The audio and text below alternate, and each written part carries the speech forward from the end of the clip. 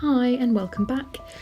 Today we're going to be talking about Eastern State Penitentiary. Eastern State Penitentiary was opened on October the 25th, 1829, so a pretty long time ago.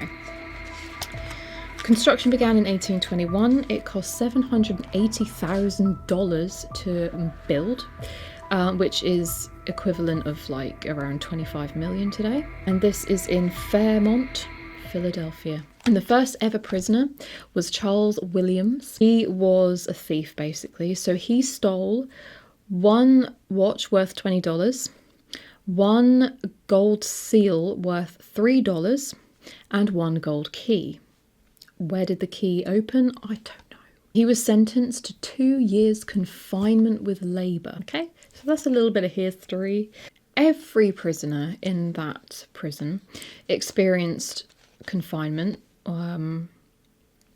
because basically every single room was your own room, which sounds kind of nice actually. There were enough rooms to house 500 inmates, all living in their own cell, obviously, as I said, but they weren't allowed to talk to each other. They weren't, I mean, I'll get into that, but they literally were alone, okay?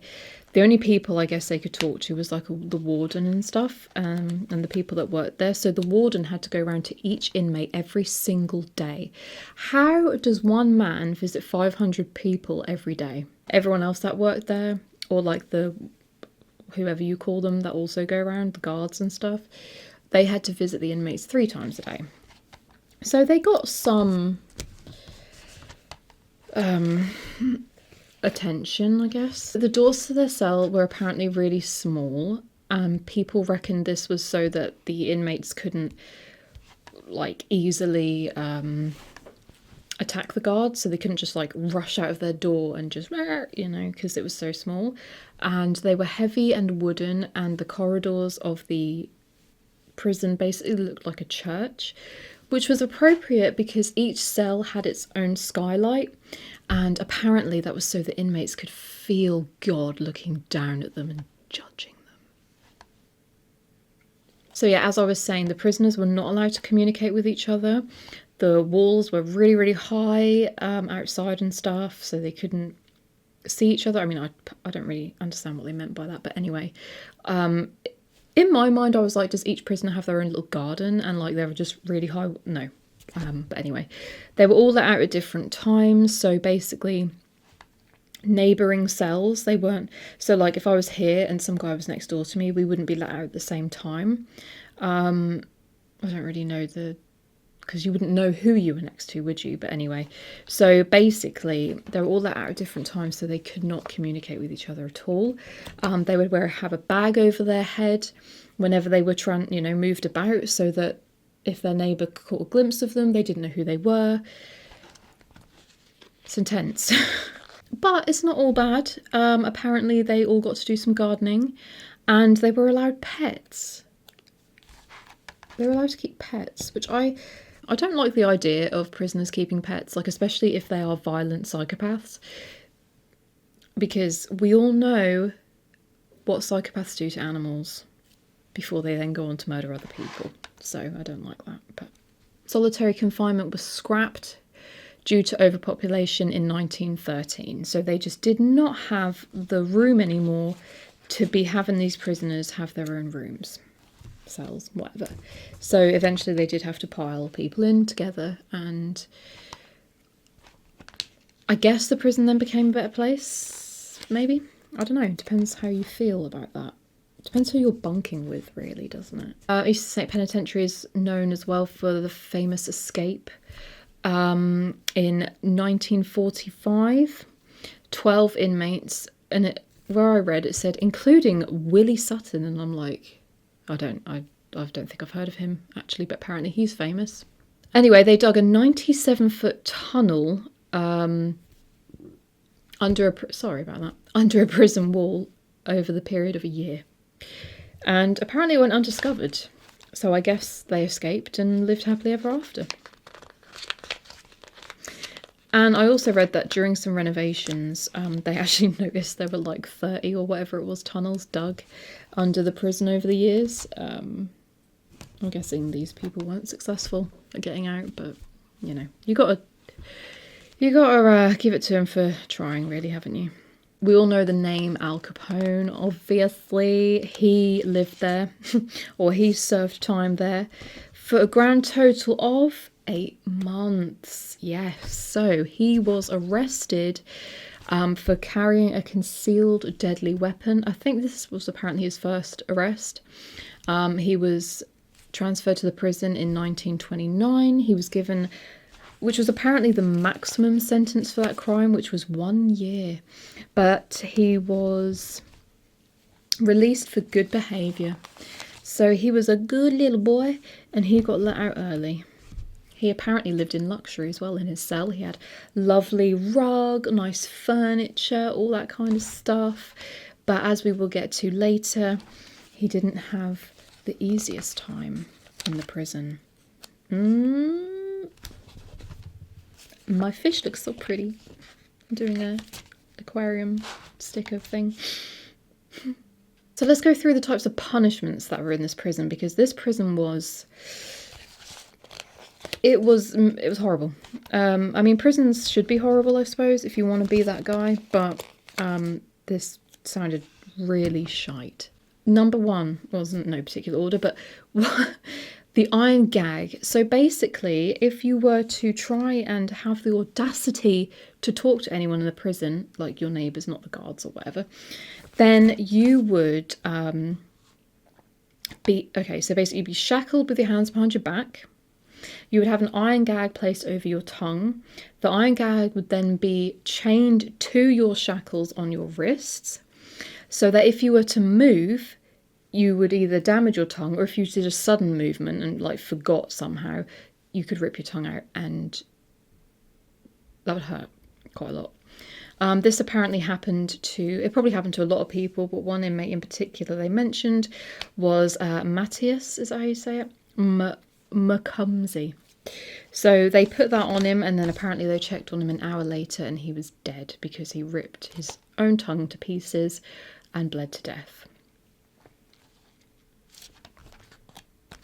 It's crazy to think you can bleed to death by ripping your tongue out, isn't it? Ugh. Then there was the mad chair. So genius doctors thought that mental illness was spread throughout your body by your circulation. I don't know where they thought it started, but anyway, because it's obviously to do with your brain. So if anyone was showing signs of being mentally ill, they would strap them to a chair so tight that they couldn't move, leave them there for days on end with no food, and eventually when they came back to them, you know, when they were like, oh, I feel like I'm forgetting someone, oh shit, and when they'd go back to them, they'd need limbs amputated quite a lot of times, because obviously there's no blood flow getting to certain places. Like if you don't move, you're going to lose something, okay? If you don't use it, you lose it, and that is what happened. So, also, can I just say, it's really funny that, like, they think these people are insane when, like, the doctors doing this should be called insane. They should be treated for insanity because, I mean, come on, hello. There was also the water bath. This sounds really nice. So if you misbehaved, if you were a naughty, naughty boy or girl in the winter, you would have your face dunked into ice cold water, and then you would be attached to a wall. You'd have to be hung to a wall. You'd be left there overnight, and then when they came back to you, your whole head would be iced over. So more often than not, the people that experienced this, guess what? Died. They died. Yeah. You can't have an icy head overnight. You just can't.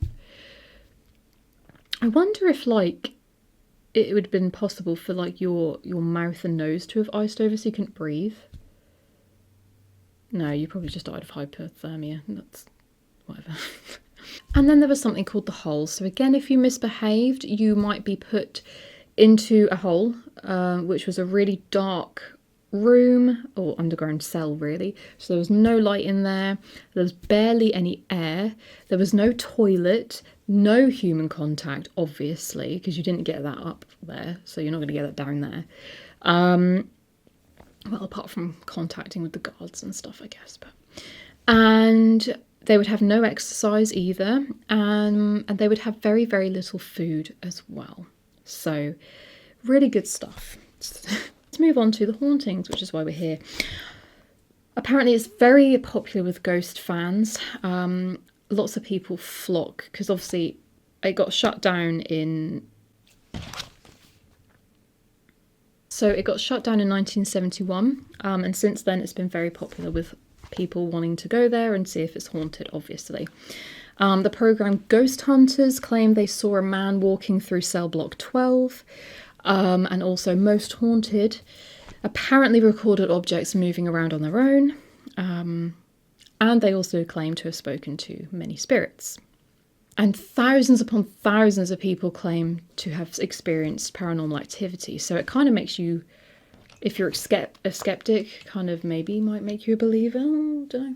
There is also apparently a man who hangs out in the guard tower, but there is no way for humans to get up there because the stairs crumbled away many years ago. So obviously this guy must be a ghost. Can't be any other explanation. Lots of whispering, giggling, crying have all been heard, you know, the usual suspects, but they can never find where the sounds are coming from. Hidden speakers. Many people have seen a ghost lady who has been lovingly nicknamed the Soap Lady.